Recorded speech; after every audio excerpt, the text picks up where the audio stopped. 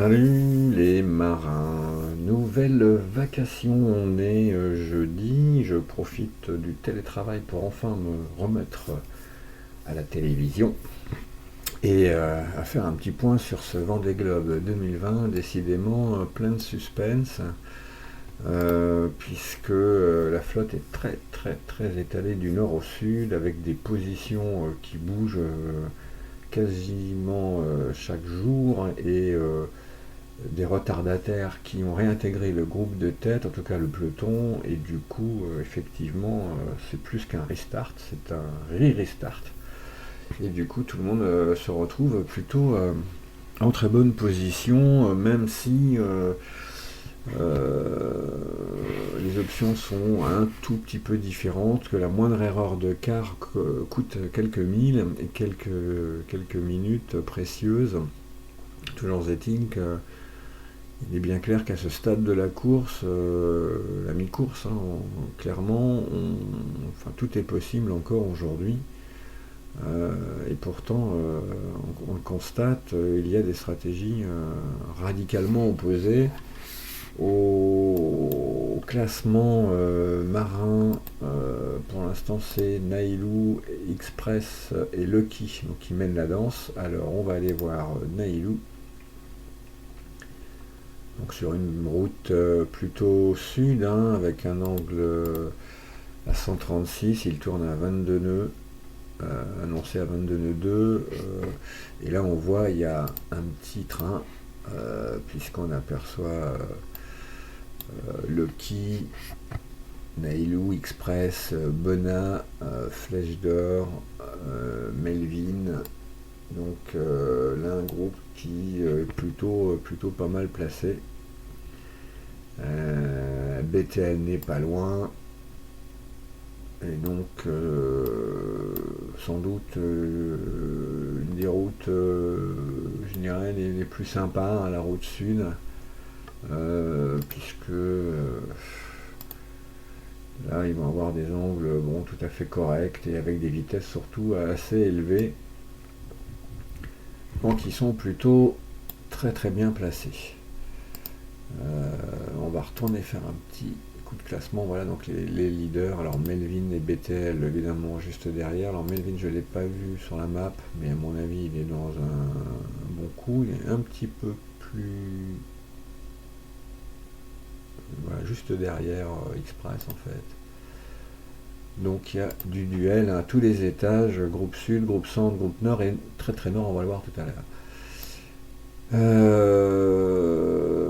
Donc là c'est vraiment depuis plusieurs jours d'ailleurs un peu un poker menteur, hein,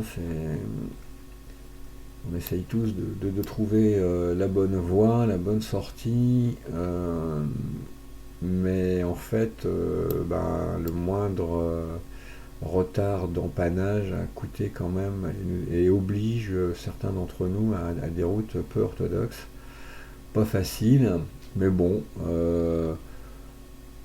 pour l'instant rien de rédhibitoire, mais faut faire attention, quoi.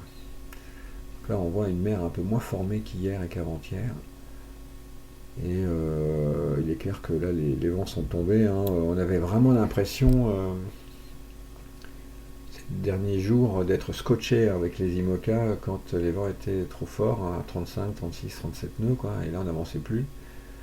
C'est un sentiment très étrange de paralysie et on peut pas faire grand chose, seulement attendre que ça passe, quoi. Et certains clairement ont tiré leur épingle du jeu là en beauté.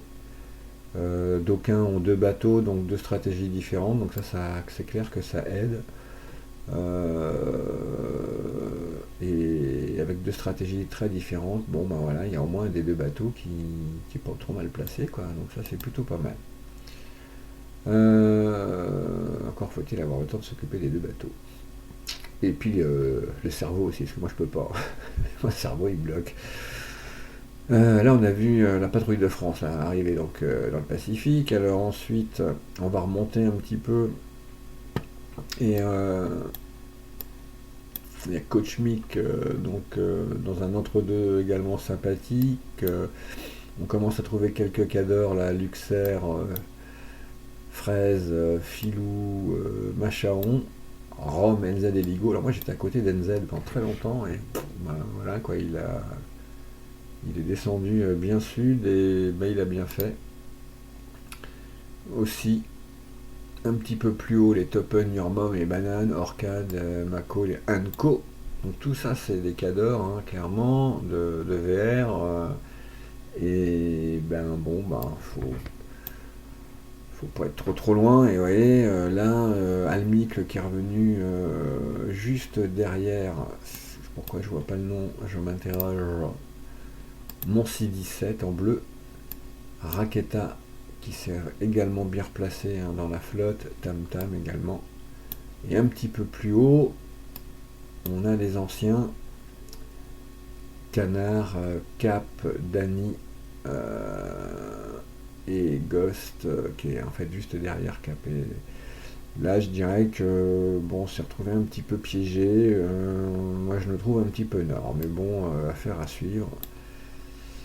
Mais c'est pas le placement idéal. En tout cas, c'est pas là que je voulais être. Et puis, ben voilà, quand on se lève à la ramasse tard et qu'on doit courir au boulot, ben, on n'a pas le temps de checker. Et du coup, ben, quand on check, c'est trop tard. On a perdu 2-3 bonnes heures. Et d'ailleurs, un petit merci à Dany qui, ce matin, m'a réveillé.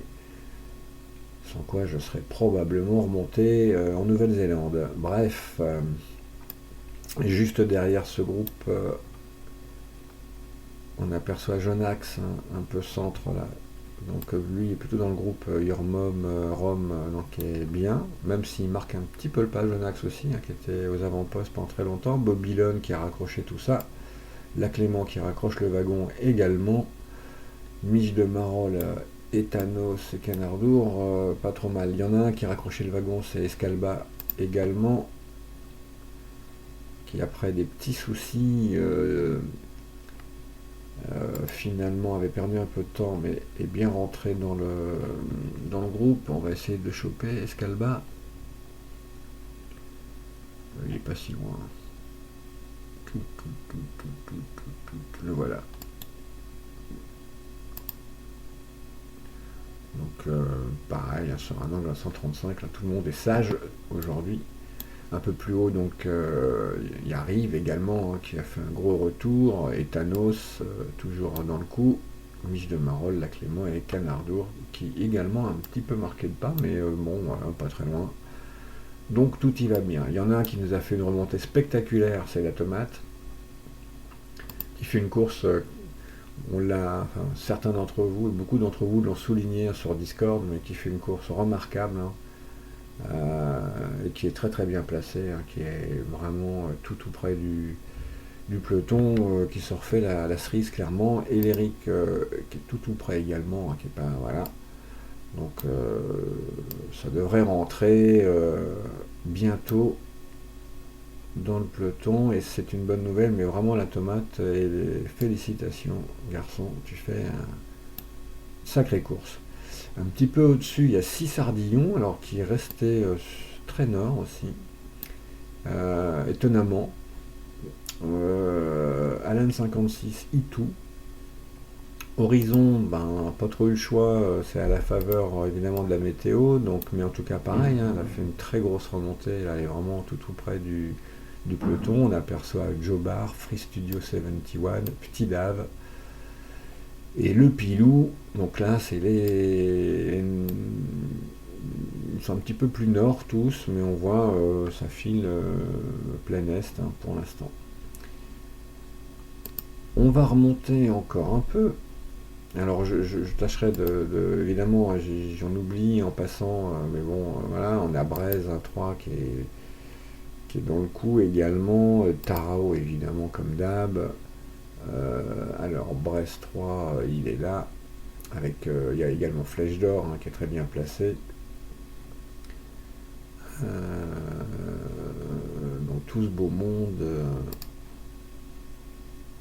on est quasiment tous au même endroit, hein. Alors, là il est un petit peu, voilà, il est un petit peu au-dessous de Loki, il aperçoit BTL au fond.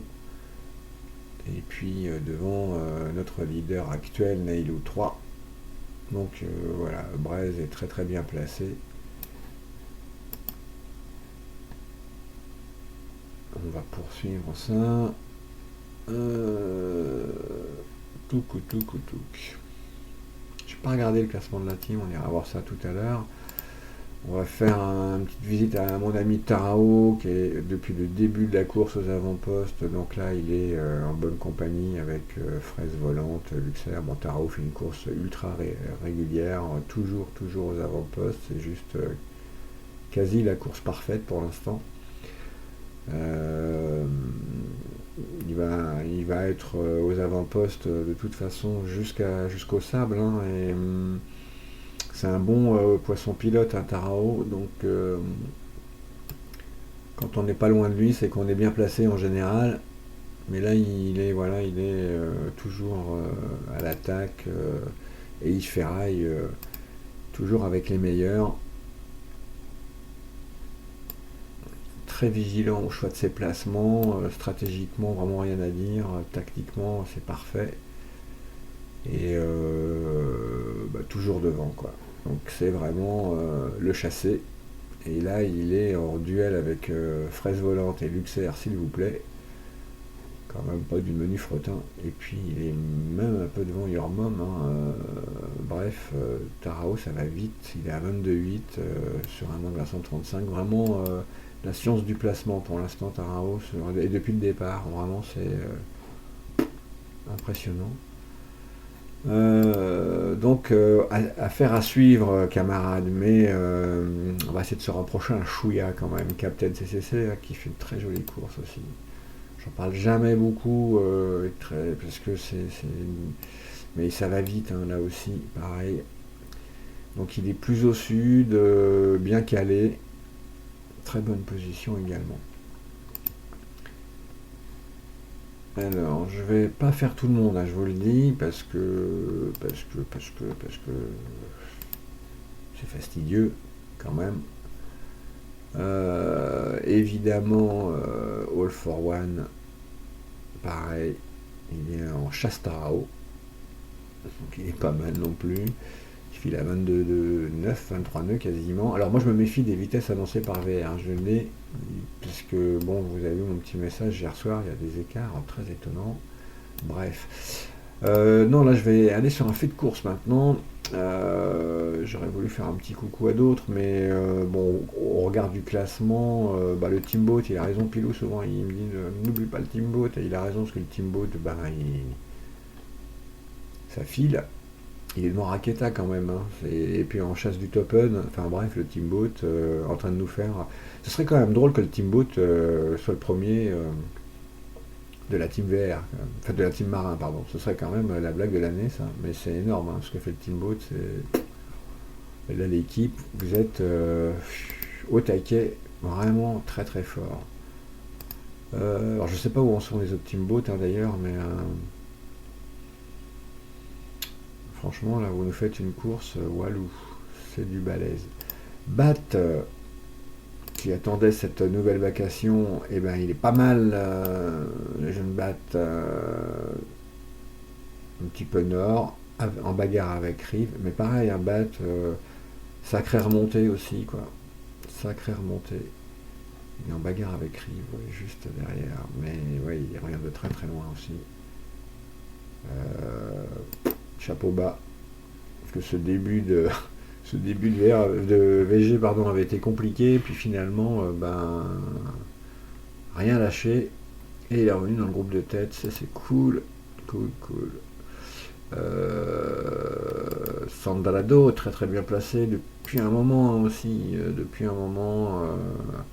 avec All for One en chasse Tarao et en duel avec quelques cadors également, donc pas mal du tout. Donc on voit son placement, c'est vraiment un groupe très homogène ici malgré tout, même s'il est étalé du nord au sud, mais bon, ça reste un groupe, il peut se passer encore beaucoup de choses. Là tout le monde essaye de rester dans le bon rythme pour pas perdre trop de temps avant le Cap Horn. Évidemment Monkey des 40, Rive on les a vus, Esquif qui nous a fait un joli flash que j'ai malheureusement mis en ligne un petit peu en retard et j'en suis désolé, mais je me suis endormi la vache. Esquif super bien, pareil. Esquif, il est revenu très très fort également, hein, puisque très loin pendant un moment, puis là ça y est, in the rhythm, sur la bonne route, il a rattrapé tout le monde et profite également du restart. Et ça c'est plutôt cool.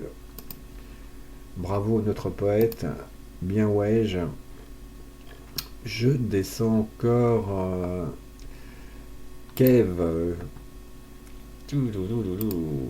Là, je m'arrête. Bah, voilà, dans le bon paquet également, Kev.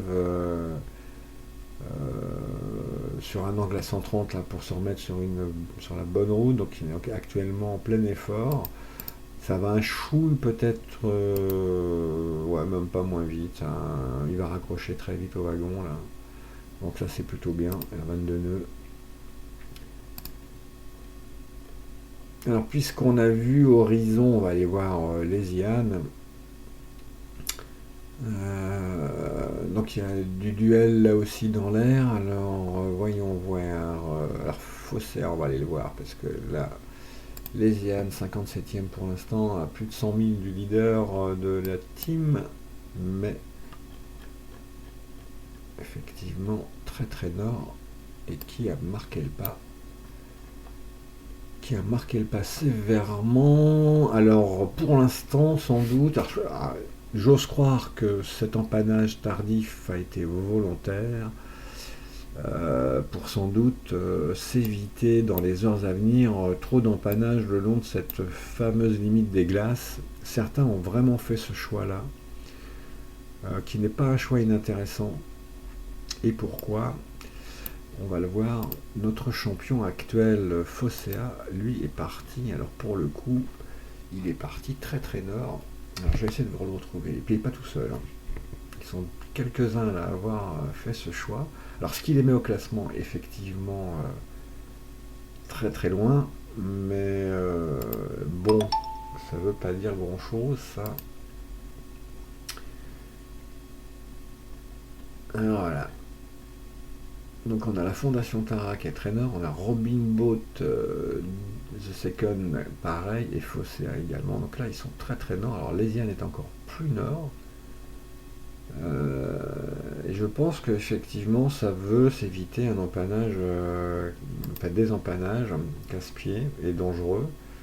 Alors en vitesse ça va pas super vite pour l'instant, mais peu importe parce que ils sont plutôt bien placés.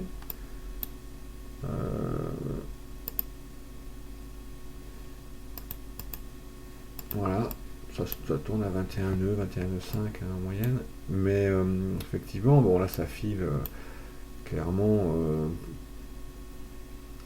bien sud-est. Alors encore un peu plus pour les Ian, bien entendu. Et la question voilà, sera le nombre d'empannages à se taper dans quelques heures. Le premier commençant demain soir pendant 24 heures, quoi, je crois.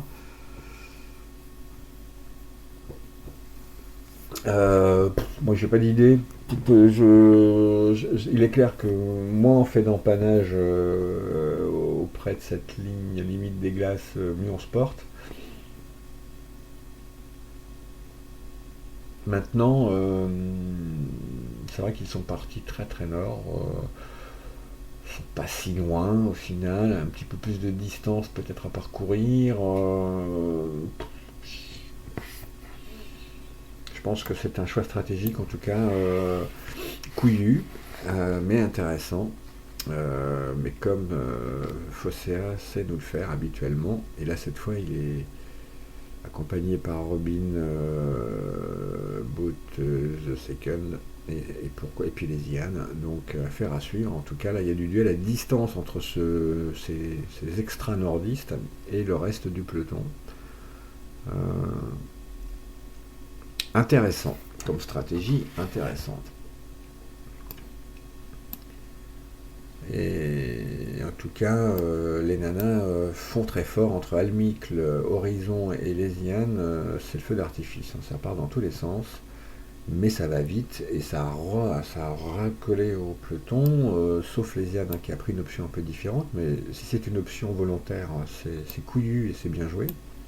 Si c'est un oubli d'empannage, par contre, c'est plus emmerdant sans doute. Mais bon, en même temps, pas mal placé, quoi. Enfin, et on va suivre ça très très près, stratégiquement, en tout cas, c'est gonflé, c'est pas mal joué. Alors, je voulais faire un petit tour pour les plus éloignés, en fait.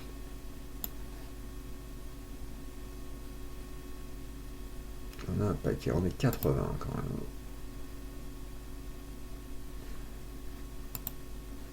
Non, c'est quoi ce bordel? J'y retourne. Alors là, j'ai SIG, c'est un guest. Je sais pas ce qu'il fait là. Bon, peu importe. Jackie, on va aller voir Jackie. 81e, Jackie. Alors il est avec les réels. Bon, il est en gros en croisière. Il est loin, loin, loin. Mais bon.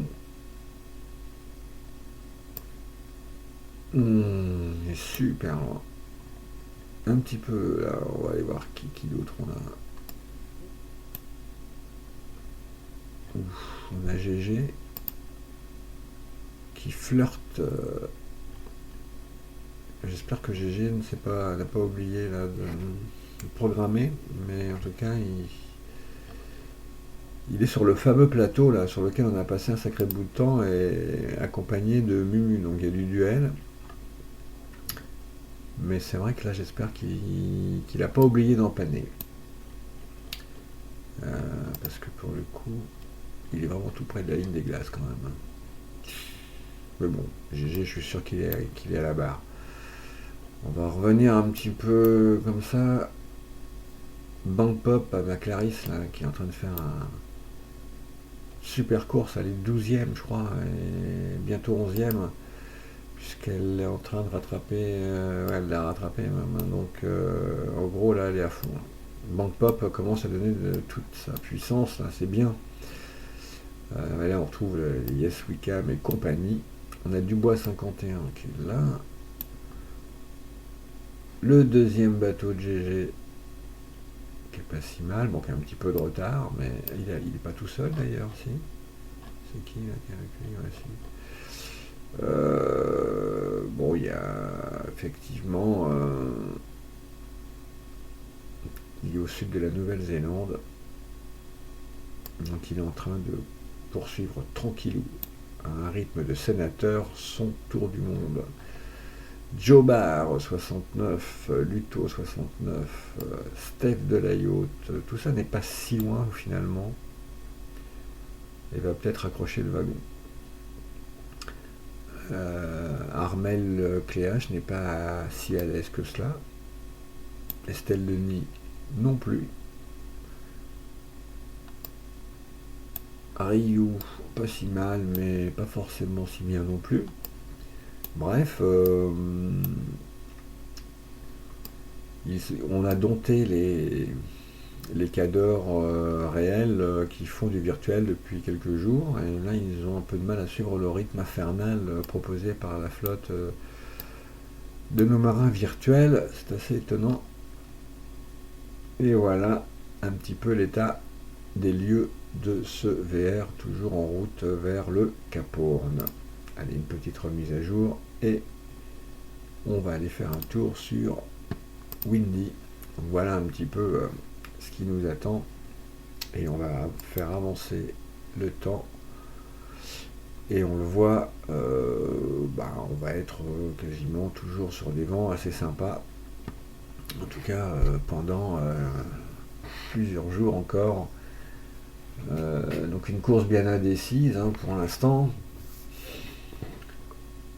un gros suspense